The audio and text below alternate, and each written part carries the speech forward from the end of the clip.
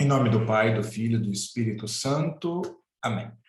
Contemplando a paixão de Jesus, a sua entrega por nós, por todo o nosso povo, pela humanidade inteira, Jesus que nos salva com a sua vida, sua paixão, morte e ressurreição, nós queremos nessa manhã dar graças a Ele, de todo o coração, por ter nos amado até o fim, e porque, meditando, contemplando tudo aquilo que Ele fez nos mistérios da sua vida, nós também vamos aprendendo ao longo da nossa vida a nos comportar diante dos fatos, diante das pessoas, diante dos acontecimentos que o dia a dia traz.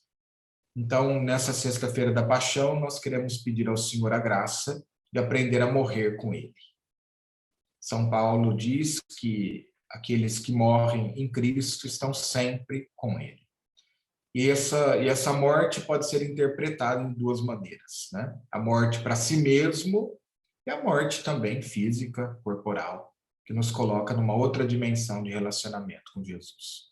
Então, Senhor Jesus, nesse dia em que a igreja recorda a tua morte, ajuda-nos a meditar, a pensar e a preparar a morte nossa de cada dia e a morte irmã corporal, como diria São Francisco, que nos abre as portas da eternidade. Nós te pedimos isso por intercessão da tua e nossa mãe. Ó minha Senhora, ó minha mãe, eu me ofereço todo a vós, e em prova da minha devoção para convosco, vos consagro neste dia os meus olhos, os meus ouvidos, a minha boca, o meu coração e inteiramente todo o meu ser. E porque assim sou vossa incomparável mãe, guardai-me, defendei-me como coisa e propriedade vossa. Amém. Em nome do Pai, do Filho e do Espírito Santo. Amém. Bom, os acontecimentos dessa semana foram muitos, não? Foi uma semana realmente muito intensa. Vamos então ver no dia de hoje, sexta-feira da Paixão, o passo a passo, a cronologia do que acontece com nosso Senhor Jesus Cristo. Vamos lembrar rapidamente o que acontece desde o domingo de Ramos. Quais foram os passos até o nosso Senhor chegar nesse dia de hoje? Relembramos, no domingo passado, a entrada triunfal, messiânica, a entrada de Jesus na cidade santa de Jerusalém, montado em um burrinho, um jumentinho. E ao final do dia, a gente sabe as duas grandes cidades, Jerusalém e Betânia, onde Nosso Senhor se encontrava e ficava sempre com seus amigos, Maria, Marta e Lázaro.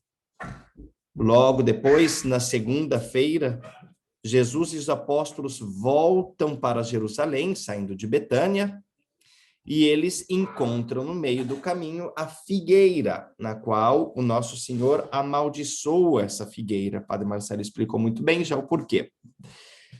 Depois existe a expulsão dos vendedores na frente do templo, ou seja, a purificação do templo, e ao final disso retornam para Betânia.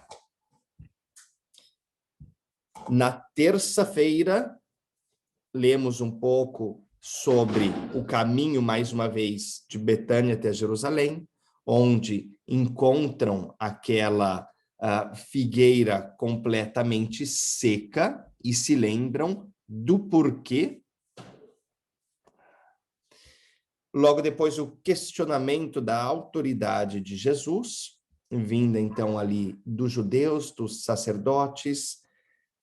Logo depois, o óbolo da viúva, que nessa pintura a gente pode ver muito bem, o Nosso Senhor demonstrando essa entrega da viúva, onde o Padre Marcelo também já nos explicou, já vimos, e para finalizar o discurso escatológico.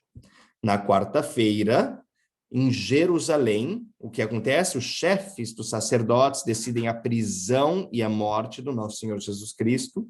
Judas combina traição por um valor de 30 denários, um valor de 1 mês de trabalho, que era o valor de um escravo.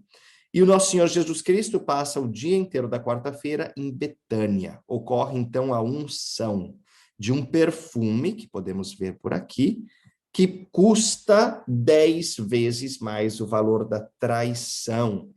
E ele é um gesto profético da preparação do corpo de Cristo para a sepultura, do dia de hoje. Então, logo depois, na quinta-feira, no dia de ontem, tivemos a ceia pascal, que nós vimos o porquê de todos os acontecimentos daquela ceia. Logo depois, no Getsemane, a prisão de Jesus, o final da traição de Judas Iscariote. E terminamos com as negações de Pedro, tudo sendo cumprido como Cristo havia dito. E no dia de hoje, na sexta-feira da Paixão, aproximadamente 1988 anos atrás, o que será que acontece? Bom, nós vimos que ontem, na parte da noite, na quinta-feira, Nosso Senhor é levado, porém só agora, na sexta-feira, na parte da manhã, logo de manhã, acontece uma sessão solene do Sinédrio, e logo depois dessa sessão solene, explicando por que Nosso Senhor está lá e tudo, o Nosso Senhor é levado diante Pôncio Pilatos, que nós temos aqui nessa belíssima pintura de Caravaggio. O que acontece? Pôncio Pilatos, ele é o governador romano da Judeia, e o Nosso Senhor deve ser julgado por ele. É Pôncio Pilatos que deve decidir. E a multidão, que é levada por aqueles chefes dos sacerdotes, e ela é instruída por aquele povo a dizer que eles querem, porque querem a morte do Nosso Senhor. Muito interessante ver que aqui todos os evangelistas, eles mostram todas as vezes que Pilatos tenta conversar com aquele povo e tenta mostrar a inocência do Nosso Senhor. E Pilatos, naquele gesto que lava as mãos, diz: eu não vejo nada de errado neste homem, porém era aquilo que aquele povo queria. E por ser Páscoa, também para os judeus, existia um costume, uma tradição dos romanos liberarem um preso de todo esse povo que poderia ser liberado, que poderia ser solto. E ele pergunta: vocês querem então que eu solte a Jesus? E eles falam: não, solte a Barrabás. Que Barrabás, este sim, era um bandido. Então a multidão pede para que solte Barrabás e que Cristo fosse crucificado. Nós temos então aqui a condenação e logo depois a coroação de espinhos. Logo depois disso, por volta do meio-dia, o Nosso Senhor, ele é entregue para ser executado. Depois de todo um preparo que é feito, depois de todo um sofrimento que o Nosso Senhor passa, ele é entregue para ser executado. E depois de caminhar com a cruz às costas, ou seja, toda essa via sacra que nós já meditamos, que nós já vimos, o Nosso Senhor é crucificado num lugar chamado Calvário. Aqui, Cristo na cruz é escarnecido, ele é injuriado. Até o final, nós temos a história dos dois ladrões que são crucificados ao lado de Cristo, temos a história do bom ladrão, e Jesus e sua mãe, sempre aos pés na cruz. E a entrega do discípulo. Discípulo, eis aí tua mãe, mãe, eis aí o teu filho. A entrega para Maria de toda a nossa igreja. Maria como sendo a igreja, a mãe de todo esse novo povo, de todo o povo, que não é apenas um povo escolhido, mas são todos.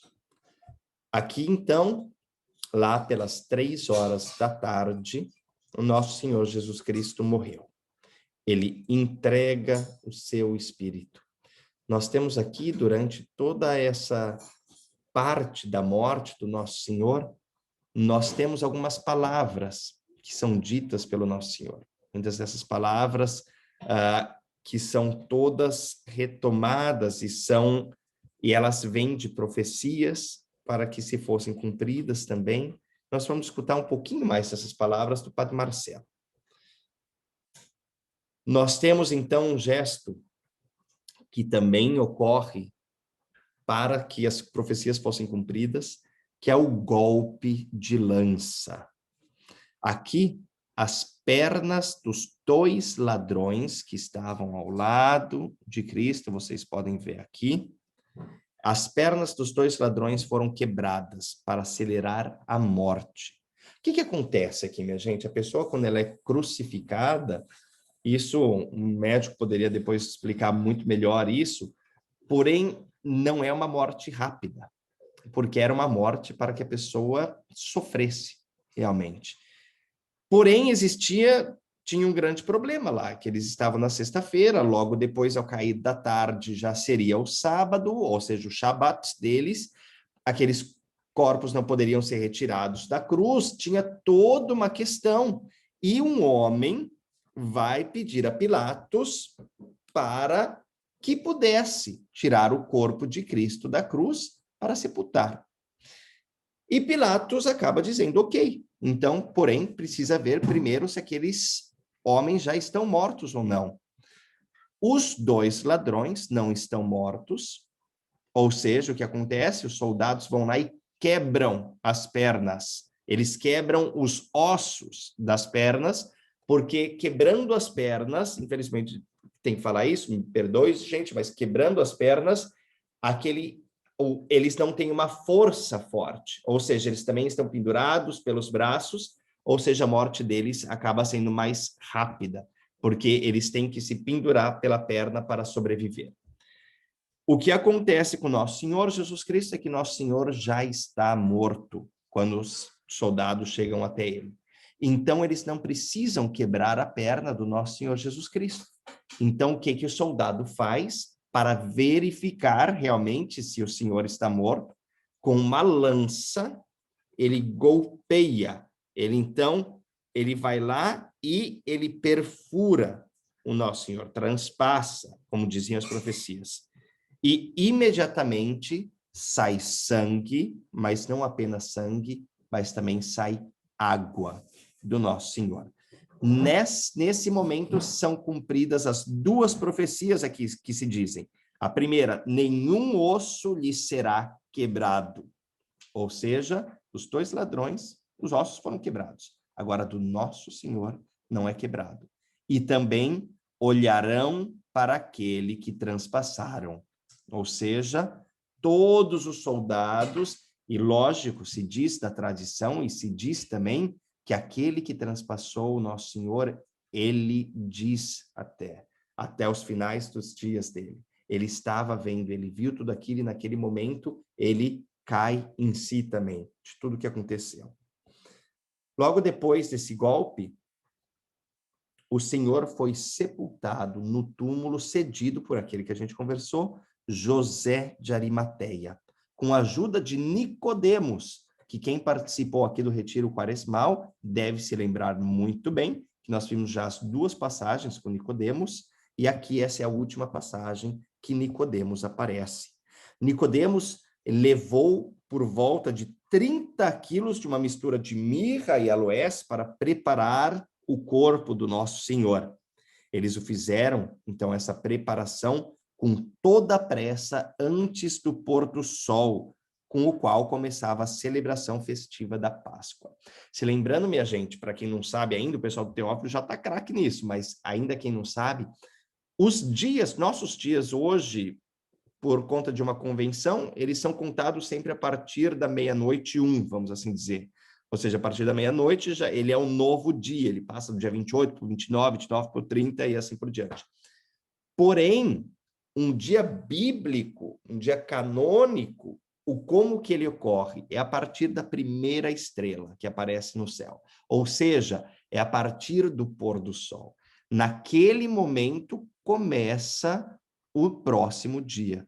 E o nosso Senhor morre aqui na sexta-feira. Ou seja, por que que eles fazem tudo isso na pressa? Porque no pôr do sol, com a primeira estrela, eles não poderiam fazer mais nada. Ou seja, já acabou pelos preceitos deles do Shabat, do sábado.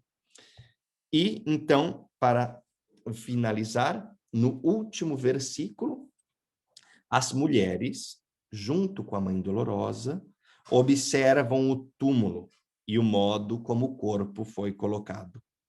E chegando em casa depois, preparam os perfumes e bálsamos para terminar o ritual de preparação do cadáver, conforme o uso judeu, apenas tivesse passado o sábado festivo.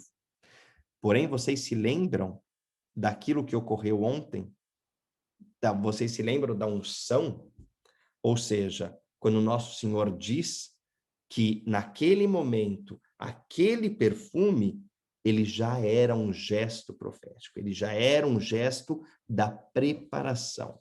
Porque passando o sábado festivo, as mulheres que estão preparando os perfumes e os bálsamos para terminar o ritual, o que acontece quando passa o sábado? Que elas retornam para preparar o corpo do Nosso Senhor. Acontece que a gente já sabe. Nosso Senhor Jesus Cristo não está, mas naquele túmulo. Nosso Senhor, então, ressuscita. Bom, meus irmãos e minhas irmãs, esse foi o dia de hoje, a sexta-feira. É por isso também que a Sexta-feira Santa, a Sexta-feira da Paixão, é um dia de silêncio, é um dia de muita oração, um dia de meditação, exatamente por todos esses acontecimentos. Porém, não apenas um dia de tristeza, mas um dia que a gente sabe, por todas as profecias, que o Nosso Senhor, sim, ressuscita, e o Nosso Senhor, sim, não espera apenas essa morte. Porém, o grande dia está por vir. Passo a palavra para o Padre Marcelo.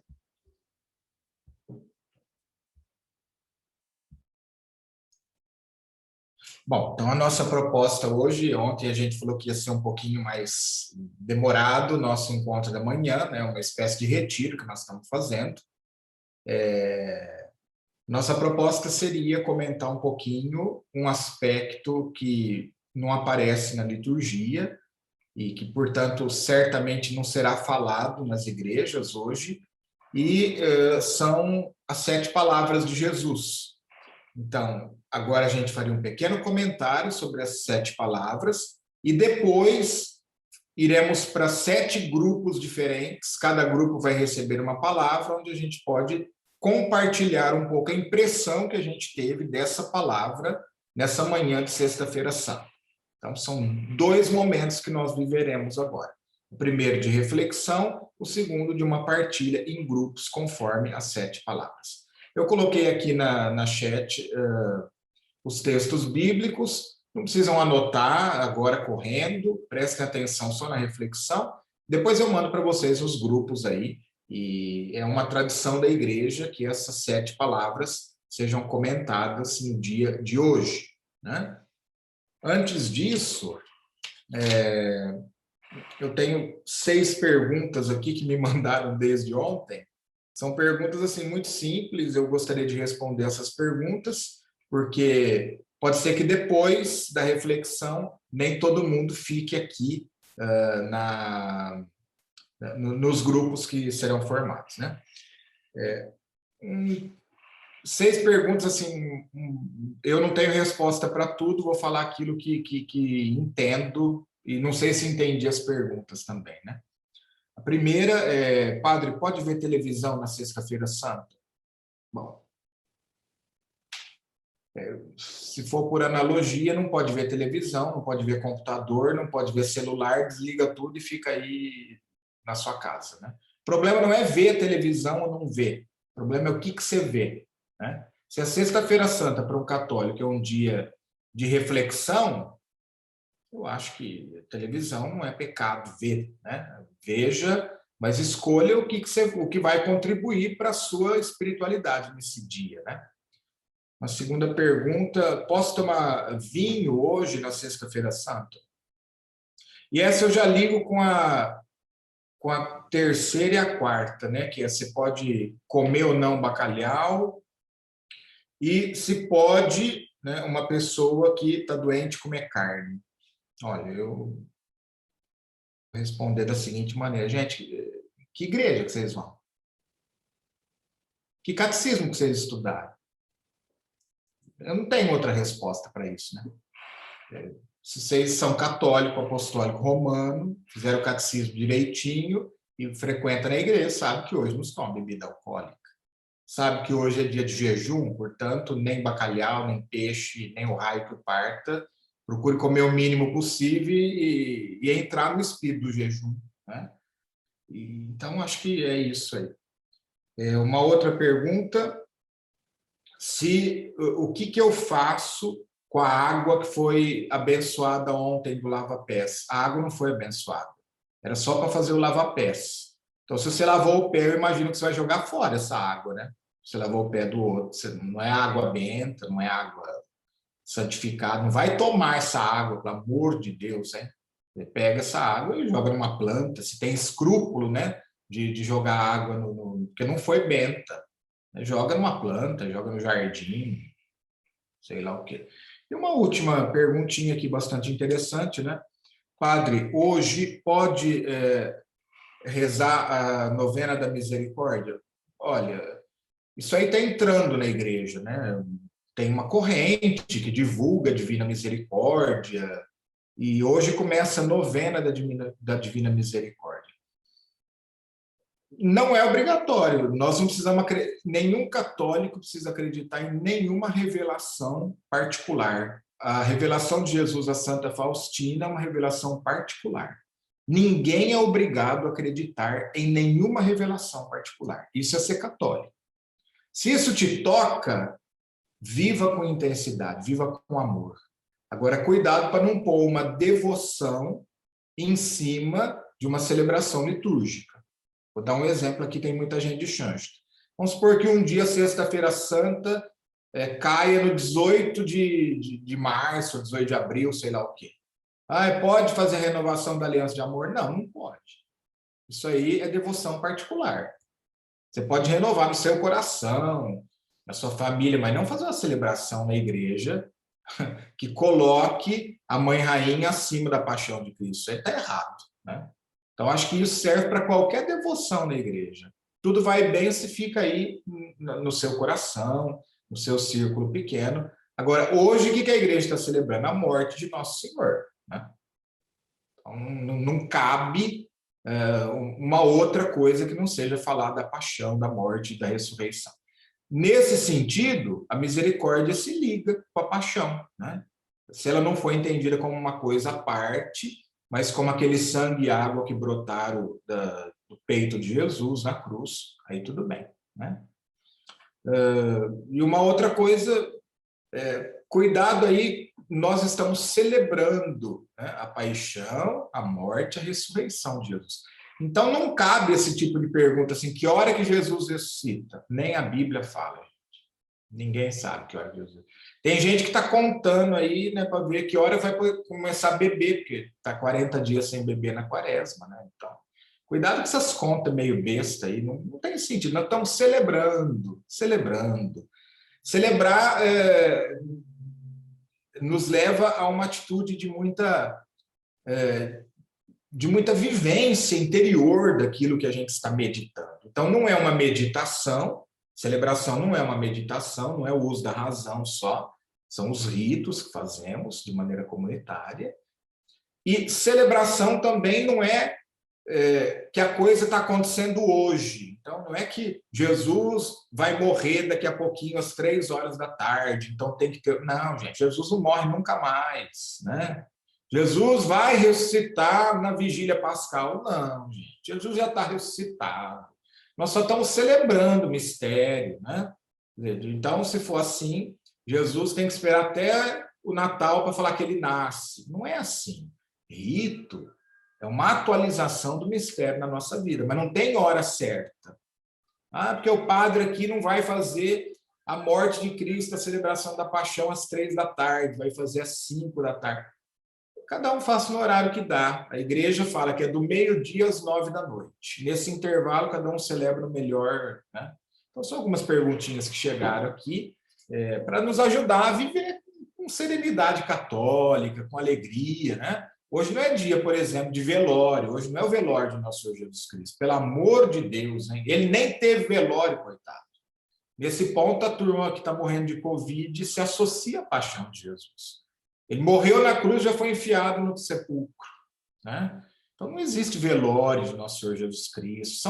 São ritos que a gente faz para trazer o mistério para o nosso interior, mas não pode ser levado ao pé da letra, né? Não pode ser levado assim de uma maneira... Jesus morre às 3 horas, Jesus é sepultado às 6 horas, Jesus não sei o quê, Jesus ressuscita. Não. Serenidade, maturidade cristã, católica, para não fazer a nossa vida mais pesada do que já é, né? Bom, Nosso Senhor na cruz fala 7 frases que são como um respiro, o último respiro do Senhor, né? Aquele momento em que ele passa as suas últimas instruções para a sua comunidade, para a sua igreja, para a sua esposa, para o seu amado povo que somos nós. Essas 7 palavras, elas foram... não é que Jesus, na cruz, tinha a intenção de fazer 7 frases, né? Elas foram faladas e os evangelistas, depois colocando por escrito, favoreceram que a gente se aproxime daqueles que eram os sentimentos mais genuínos de Nosso Senhor no alto da cruz.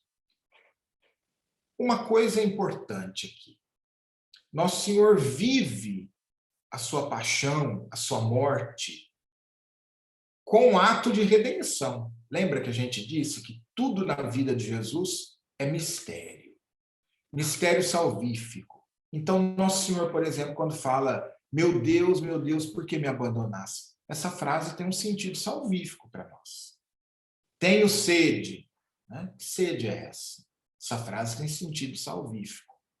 Então, essas últimas palavras de Nosso Senhor na cruz, elas são como um grande testamento que é entregue para que ele seja depois atualizado, vivido, né? Ele seja atuado pelos seus discípulos. O que é que Nosso Senhor fala pendurado no alto da cruz? Né? Faço essa pequena premissa. O que é um testamento, minha gente?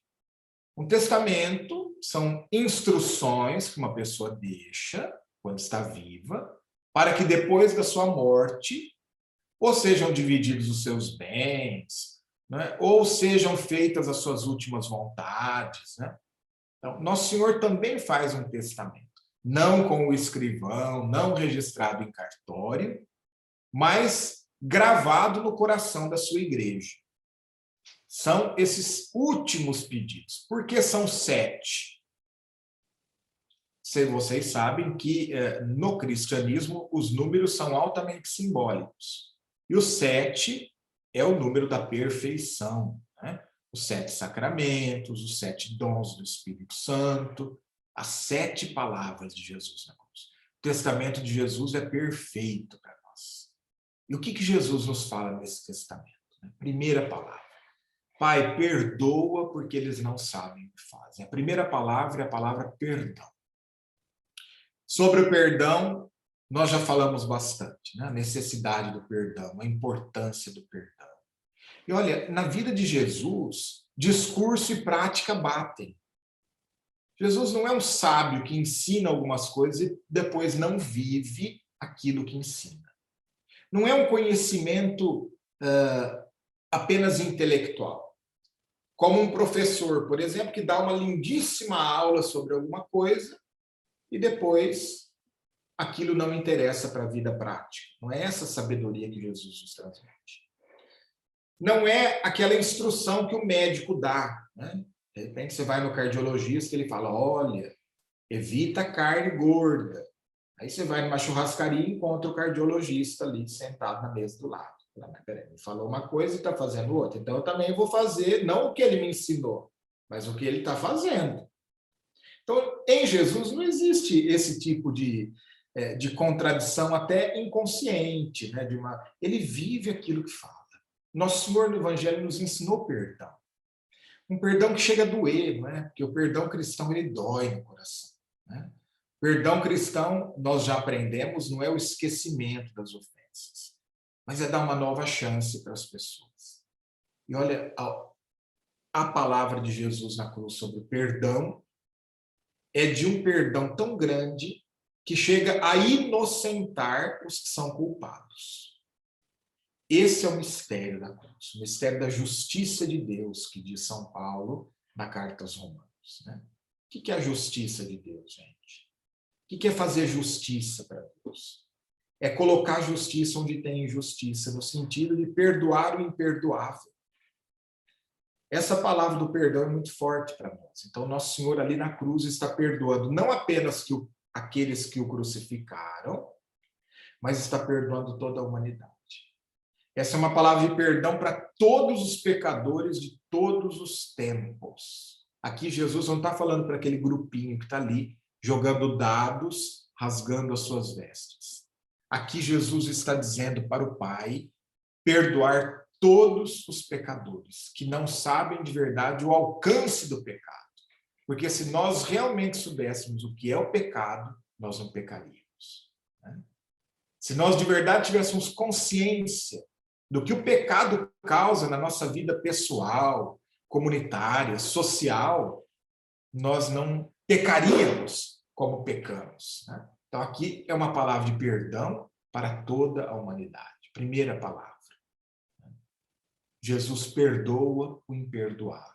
Quem cair nesse grupo, converse sobre isso. O que é perdoar o imperdoável?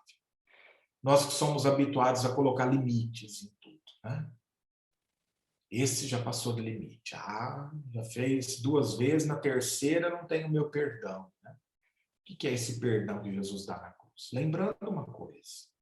Nós sozinhos não temos força de perdão, gente. Isso precisa entrar na nossa cabeça. Que sem oração profunda, ninguém consegue perdoar o outro. É bobeira da sua parte, né? Muita gente diz, eu não consigo perdoar. É verdade. Você não tem força para isso. Se você não estiver unido a Jesus, você não perdoa.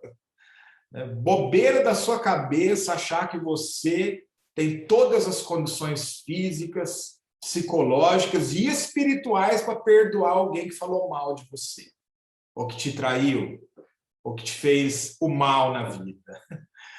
Nós precisamos lembrar sempre dessa palavra de Jesus, né? Sem mim, nada podeis fazer. Primeira palavra. Segunda palavra, né? Hoje estarás comigo no paraíso. É uma palavra de perdão para o ladrão arrependido, né? Mas é uma palavra de companhia. Nosso Senhor está querendo dizer para esse homem, olha, enfrenta a morte que eu estou junto com você.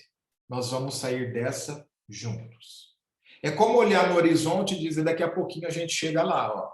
Você corre por aqui, eu corro por ali, pode ser que a gente não se dê bem, mas olha, eu quero te dizer uma coisa, no final, tudo dá certo, a gente vai se encontrar lá. Palavra de companhia. Nosso Senhor nos promete essa companhia. Para todo aquele que pede a sua ajuda, o Senhor é presente. Essa segunda palavra nos ajuda a entender a dimensão da presença de Jesus na nossa existência. Minha gente, vocês nunca se sentiram abandonados? Vocês nunca se sentiram sozinhos diante de certas situações da nossa existência? Eu acho que essa experiência da solidão, ela faz parte da vida de todo ser humano.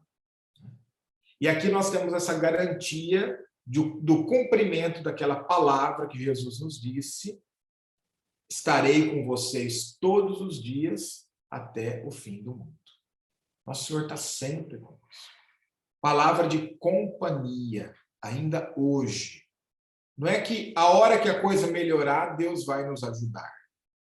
Não, o Senhor está aqui conosco e está nos prometendo que a sua existência com a gente nos levará para o céu.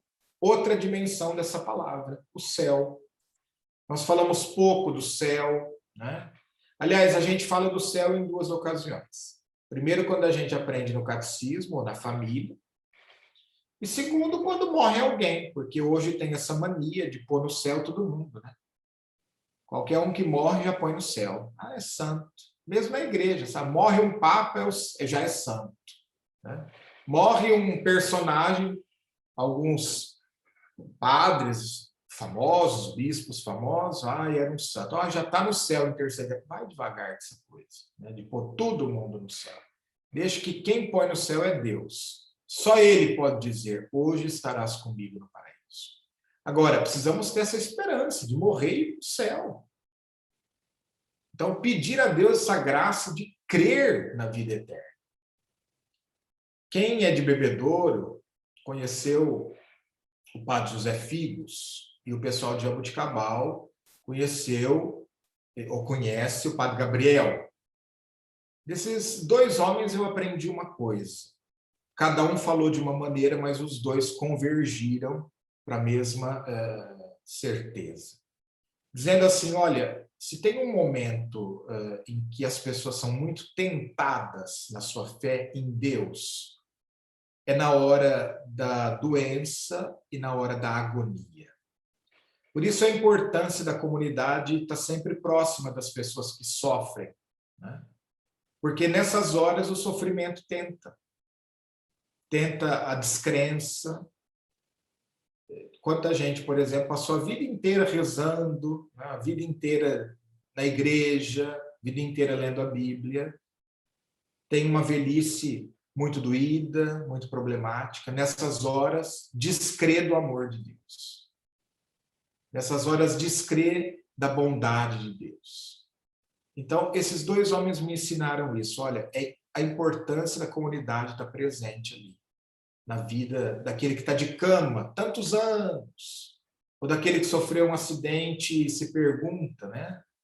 Ou, nesse contexto da pandemia, mais ainda, desse sofrimento que nos abate e que pode nos tirar a fé, porque nessa hora, desses dois homens eu aprendi isso. O diabo também tenta a fraqueza das pessoas, dizendo, se Deus fosse bom, não teria acontecido isso com você, porque você é uma pessoa de Deus.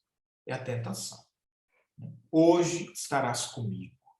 Nosso Senhor aqui está dizendo para o ladrão, no meio desse sofrimento que você está tendo, eu estou aqui com você. Eu não vou te tirar da cruz, ô ladrão. Eu não vou impedir que você morra, mas eu vou sofrer e morrer junto com você. E te garanto, hoje tu estarás comigo no paraíso. Terceira palavra, a entrega de Nossa Senhora. Mulher, eis aí o teu filho, filho, eis aí a tua mãe. João 19, 26. Nesse momento, Nosso Senhor parece que nos faz um brinde, um bônus excelente. Entre tudo aquilo que está nos dando aqui, o perdão, a vida eterna, nos dá também Nossa Senhora. Para nós católicos, essa é uma riqueza grande. Para nós católicos, esse momento da vida de Nosso Senhor é um momento precioso. Porque sabe do nosso desejo de viver como Ele viveu, né? E para nos ajudar a viver da melhor forma como Ele nos ensinou, Ele nos dá aquela que o educou na sua experiência religiosa.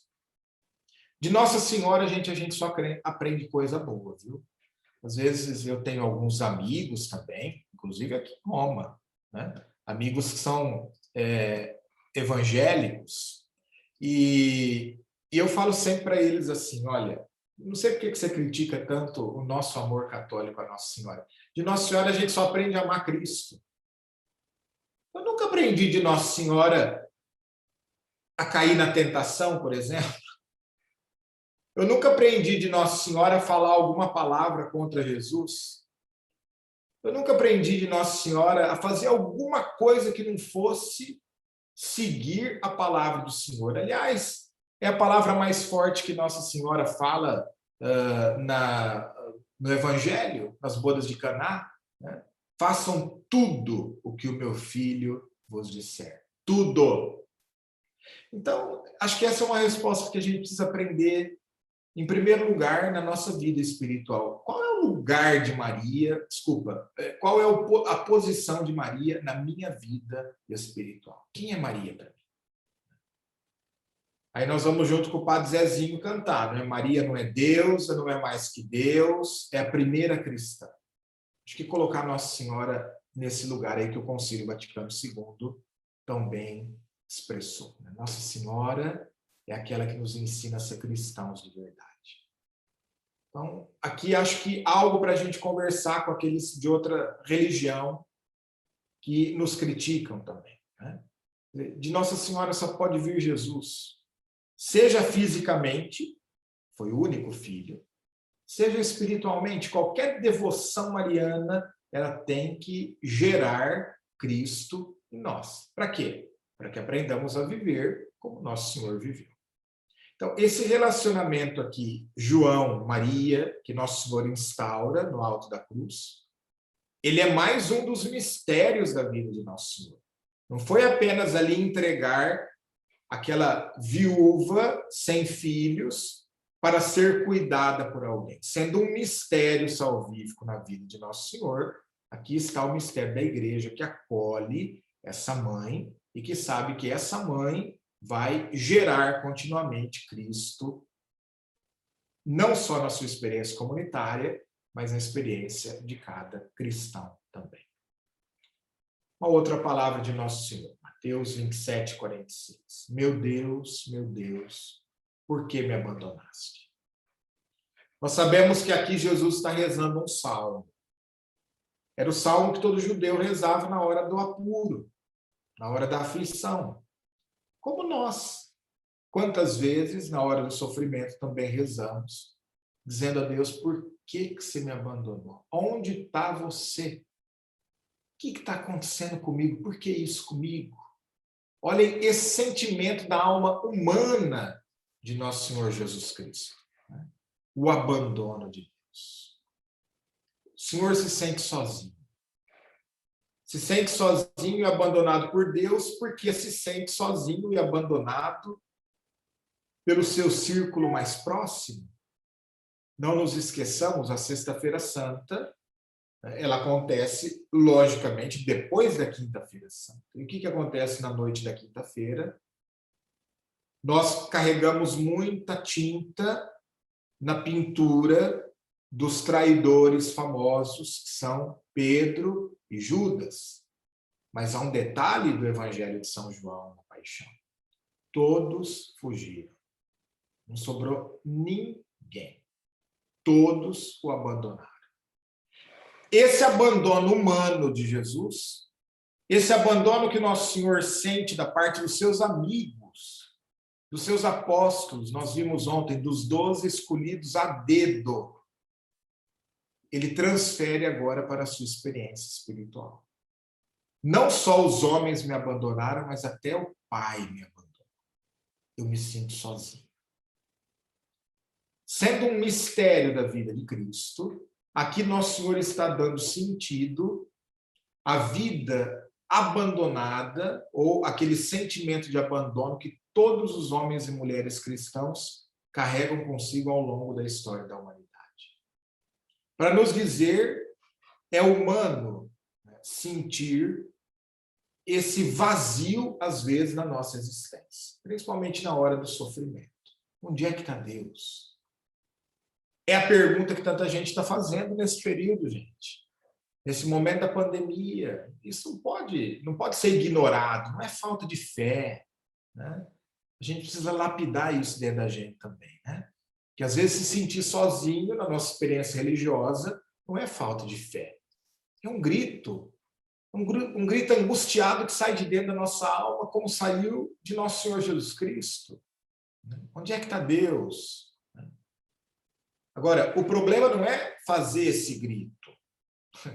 O problema é não achar resposta para esse grito.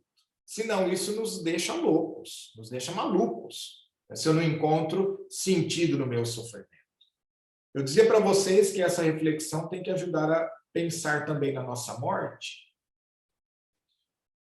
Não só na morte de cada dia, né? Naquela morte espiritual, simbólica, né? Quando eu morro para que o outro viva no meu lugar, quando eu dou lugar para o outro, quando eu faço a vontade de alguém e deixo a minha de lado. Mas nos coloquemos, e a igreja nos ajuda a fazer a meditação da boa morte, né? Nos coloquemos já, desde agora, numa situação em que nos sintamos abandonados. Quer dizer, como que eu vou reagir quando essa hora chegar na minha vida? Quando será a minha vez de dizer, meu Deus, onde é que você está? Quando eu receber uma notícia de um diagnóstico difícil, se eu cair de cama, né? Como é que vai ser a minha reação? Minha gente, nós precisamos pensar nisso, sem paranoia, sem maluquice, sem de ficar aí só pensando nisso também, né? Mas em algum momento nós precisamos pensar nessas coisas, né? Não é que nós vamos aqui preparar e o que eu pensar agora vai ser assim. Mas feliz daquele, como diz a Bíblia, sabe contar os seus dias. Sabe se colocar num posicionamento muito coerente, dizer, olha, a vida ela tem começo, meio e fim. A vida ela é feita, sim, de escolhas, como dizem aí os animadores de auditório, que é essa turma que cerca de levantar a moral do povo, né? Mas a vida ela é feita de tempos, e os tempos passam, né? Então, se colocar num lugar muito coerente, né? De dizer, chegará também a minha hora de falar, meu Deus, por que me abandonaste? E nessa hora eu quero encontrar a Deus. Até quando ele não estiver visível na minha existência, eu sei que ele está comigo. Isso se chama fé. Fé não é ver as coisas acontecer. A fé autêntica é a fé da Sexta-feira Santa. Eu não estou vendo nada, grito, desespero, e a resposta está na última palavra que nós falaremos daqui a pouquinho. Quinta palavra, tenho sede, João 19, 28.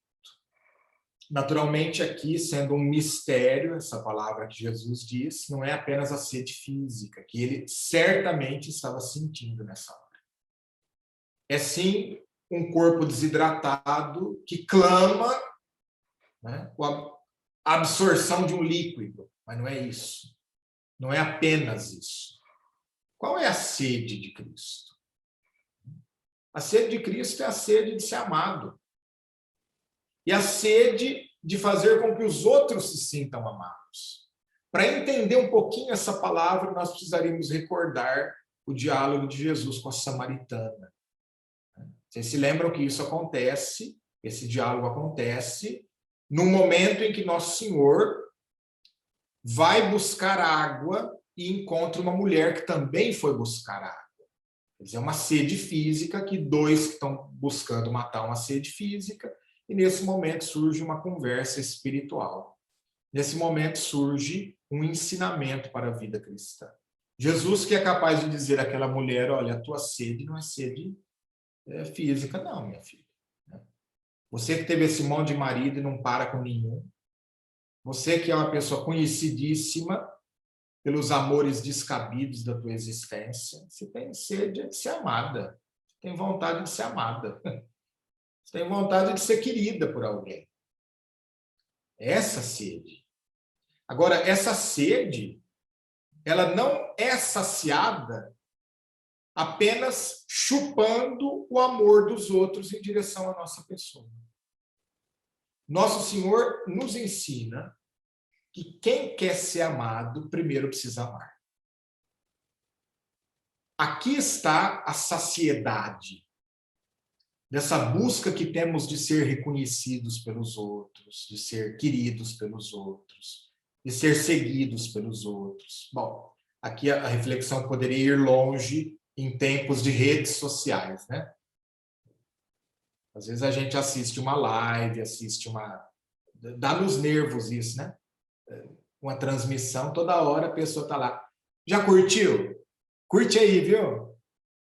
Curte e compartilha. Dá nos nervos. Né? É uma sede maluca de sucesso, de fama. Né? Uma sede maluca de ser desejado pelos outros. Não é assim que cura essa sede que todos nós temos de afeto. Gente, ninguém vive sem amor. Mas ninguém vive só de amor, não. Essa é a experiência que os casais nos falam. Então, como é que a gente cura essa sede? Como é que a gente sacia essa sede? Dando da água que nós temos, em primeiro lugar. Me alimento numa rede afetiva a partir do momento, e me sacio a partir do momento em que eu também compartilho o amor que eu tenho dentro de mim. Então, Nosso Senhor, ao mesmo tempo... Gente, olha, presta atenção no que eu vou falar agora. Nosso Senhor, ao mesmo tempo que diz, tenho sede, depois do episódio da lança, o que faz? Do seu coração brota o quê? Água. Ele tem sede e ele dá água. Isso ele já fez com a samaritana. antes de falar, joga o balde aqui no poço, ele sentou em cima, o episódio da Samaritana, ele sentou em cima da cisterna e diz, vem cá, que o que você está precisando agora é escutar uma palavra que vai abrir essa carência afetiva que você tem dentro de você. Essa carência afetiva que é uma carência espiritual também. Ame primeiro e depois você vai se sentir saciado. Mas aqui é óbvio, essa sede é a sede de almas. Nosso Senhor quer salvar todo mundo. Ele está dizendo ao Pai, olha, eu quero salvar todos, mas parece que não está dando tempo. Né? E a resposta está sempre na última palavra. Sexta palavra, tudo está consumado. João 19, 30. Tudo está consumado. Aqui não é apenas dizer cheguei no ponto final. Né? Não é apenas Nosso Senhor falando, não tem mais nada para ser feito, viu? Agora deixa a coisa andar. Não. O que está consumado, gente? Está consumado a obra da redenção. Está consumado tudo aquilo que ele veio fazer entre nós, todas as suas pregações, as suas curas, os seus milagres, a sua presença no meio do nosso povo. Se consumou, quer dizer, terminou o tempo de tudo isso. Né? Fiz tudo o que tinha que ter sido feito. Essa é a entrega para a igreja. Se consumou, ou seja, me gastei até o fim. Esse amor que eu quis dar para você, para vocês, é como se Nosso Senhor estivesse dizendo, está aqui. Olha aqui a prova de amor. É isso que em tantas igrejas se canta nesse dia. Né? Prova de amor maior não há. Ou então, numa versão mais moderna, ninguém te ama como eu. Né? E aqui, usando dessas duas músicas, eu gostaria de chamar a atenção de vocês para um detalhe desse consumir-se por amor. A primeira música, por exemplo, Prova de Amor Maior Não Há. Assim cantaram nossos avós, cantaram nossos pais. Quer dizer, é um amor que sai de mim e vai para os outros. Percebam esse detalhe da sensibilidade moderna. Os nossos avós diziam, olha, é preciso amar os outros. Então sai de mim e vai para os outros. Prova de amor maior não há. Como é que continua? Que doar a vida pelo irmão. Agora, olha a sensibilidade da nova geração. E nessa estamos muitos de nós. Hein? Pode ser que preferimos até a segunda versão. Né? Ninguém te ama como eu. Quer dizer, sou eu que preciso ser amado. Não é a prova de amor que eu tenho que dar para o outro. Não, é a prova de amor que Cristo tem que dar por mim. Então, é uma perspectiva totalmente diferente. É lógico que é mais linda, a gente chora cantando Prova de Amor Maior Não Há, né? Olha para a cruz, é a grande prova. Isso faz parte, é bom, né? Mas isso deve nos reconduzir àquela perspectiva dos nossos avós e dos nossos pais. Quer dizer, é bom sentir o amor de Deus por mim. É bom chorar dizendo Jesus me amou até o fim. Mas é melhor dizer eu aprendi a lição e agora vou amar os outros. Né? Porque esse cristianismo sem testemunho, ele pode ser um afago assim na nossa carência humana, né? Mas ele não nos salva, gente. Ele não nos salva. Nosso Senhor nos salva para que nós sejamos salvos na entrega da nossa vida pelos outros. Então, esse tudo está consumado é um convite a nos consumir também pela salvação do próximo. Como? Pelo testemunho de vida. Né? Salvando o nosso próximo em sentido de colaboradores da obra de Deus na nossa vida.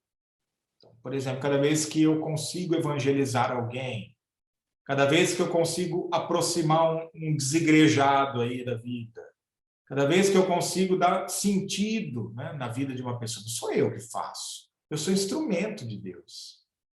E Nosso Senhor pede essa instrumentalidade de cada um de nós. Né? Todos nós somos instrumentos de Deus. Cada vez que conseguimos ajudar alguém a se encontrar na vida, na fé, na experiência cristã, né, podemos dizer como Jesus, tudo está consumado, eu me consumi por essa causa. Eu me entreguei por essa causa. E a última palavra, talvez a mais bonita, a mais forte, a que dá sentido a todas, né?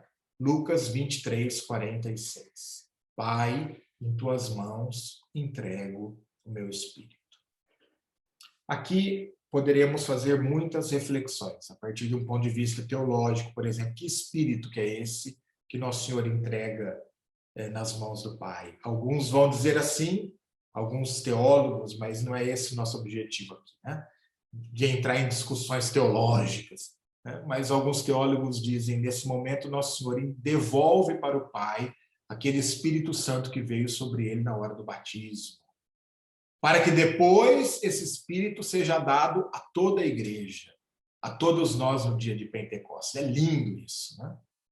Também uns dizem, ele entrega esse Espírito na tarde da Sexta-feira Santa, para que na tarde da Páscoa esse Espírito já fosse dado a todos, quando ele, aparecendo aos apóstolos, diz, recebam o Espírito Santo. Isso foi na tarde da Páscoa, o primeiro Pentecostes ali, segundo São João. Bom, são reflexões teológicas, aqui não é o caso.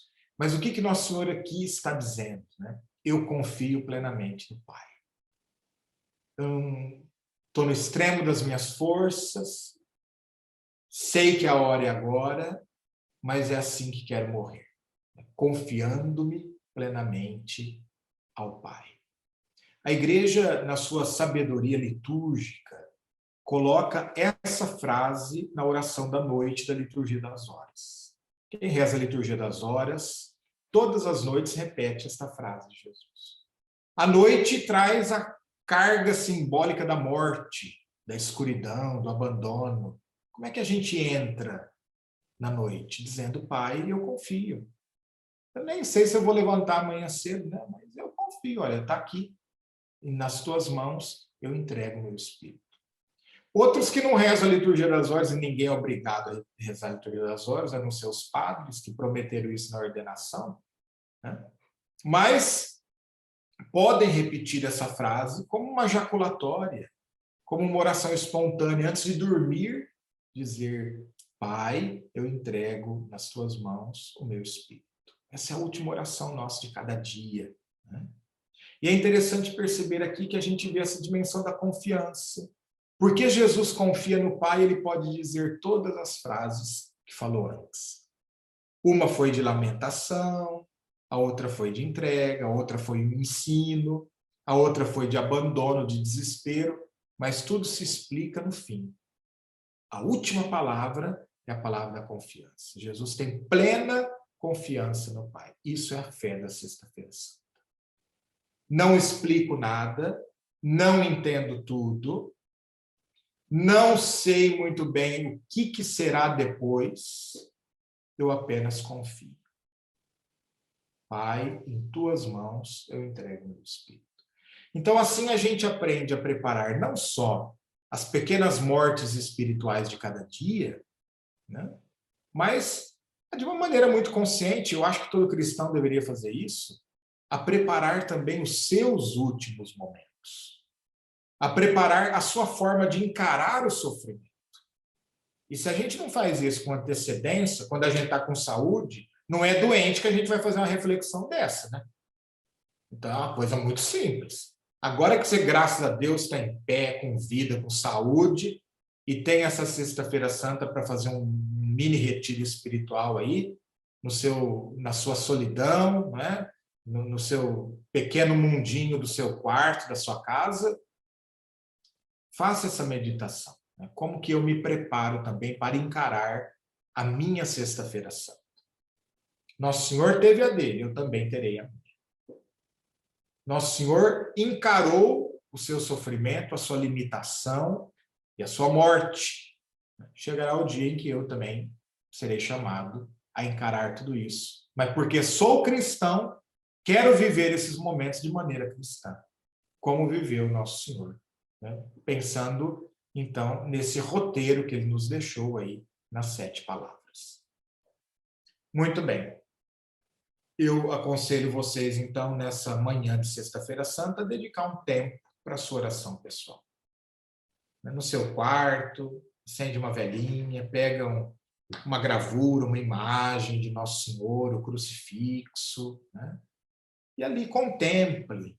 Não fale muito, não fale muito, não. Olhe, olhe, olhe, deixe as imagens entrando no seu coração, depois suscitar, né, graças, louvores, adoração, mas, sobretudo, entrega, abandono nas mãos de Deus, que é nosso Pai e nosso Senhor.